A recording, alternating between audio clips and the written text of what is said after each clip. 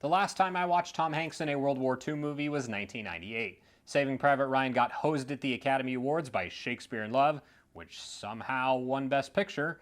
I'm not a big fan of the Oscars these days, and my 22-year grudge is the reason why. Yeah, I'm still bitter.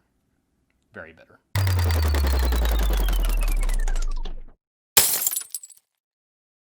Thank you so much for checking out the review. Before we get started, click on that red subscribe button and the notification bell.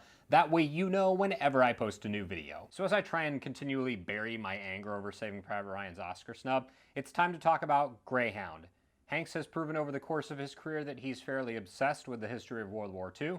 This is the second time he starred in a big screen role involving that particular conflict.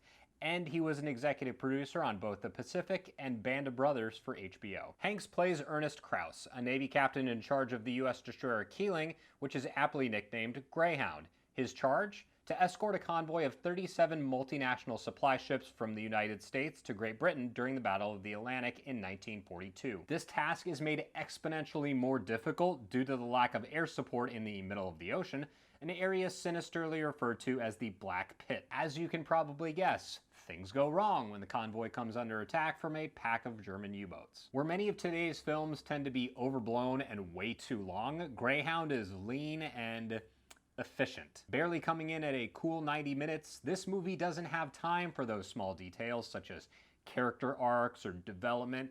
Let's just skip all that boring stuff and blow up some boats, shall we? That's exactly what the film does. Here's your main character.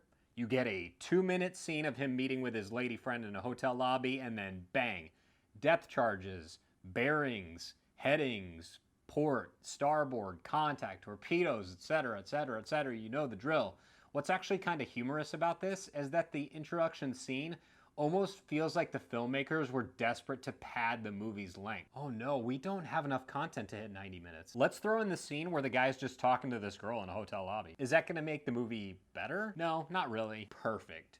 Do it. If you think that our hero was a simple tool for moving the story along, let me tell you about the rest of the cast. This movie gives us some details about Ernest, but absolutely nothing about the crew of the ship.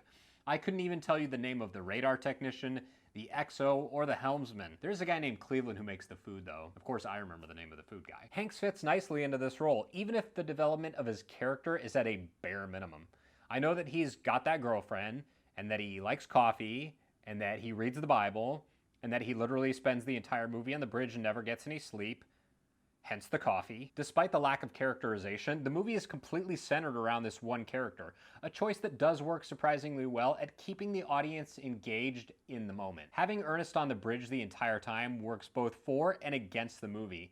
On the one hand, we get to see even the most boring interactions between captain and crew, which actually is enlightening by itself. On the other hand, it simplifies the story so much that it's hard to empathize with anyone else involved. Yeah, we sort of care about the mission because we sort of care about the man, but when the movie's over, I didn't really care about much of anything. I mean, if I had $1 for every time Ernest walked outside and picked up a set of binoculars so he could scan the horizon for U-boats, I would have like $15.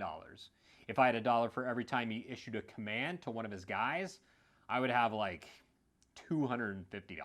If you like movies that consist entirely of Tom Hanks telling people to do things, then I've got just the film for you. It's called Greyhound. It's this film. I suppose that's kind of the point though. By showing us the finer details of steering a destroyer, plotting courses, fixing a sonar machine, sending out Morse code, and dropping depth charges, we get a detailed look at what being in one of these battles actually felt like. So when the torpedoes rumble towards the Greyhound and explosions light up the night sky, at least we understand what's happening, even if it's hard to care that much. The short length of Greyhound is also its biggest weakness. Sure, we got to see some intense battles in the middle of the ocean, but by the time things really ratchet up to full steam, the only thing that's left is the credits. There are no plot twists or strong character moments, and the fate of the crew meant very little to me. As for the movie's villains, yeah, they don't get much characterization either. One of the boats taunts the Greyhound over the radio, but apart from them howling into a microphone, we get nothing from the enemy. This seems like a movie that has its heart in the right place, but apart from the great battle sequences, Greyhound brings nothing unique or interesting to the table.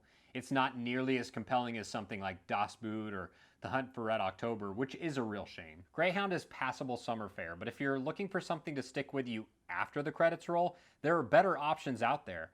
Heck, The Outpost is a war movie that runs circles around this thing, and it came out just a few weeks ago, so maybe go check that one out instead and watch my review of that. Thank you so much for checking out the video. If you enjoyed it, please click on that red subscribe button, help me get to 100 subscribers. You can also like and share the video because that tells YouTube that my channel is worth promoting.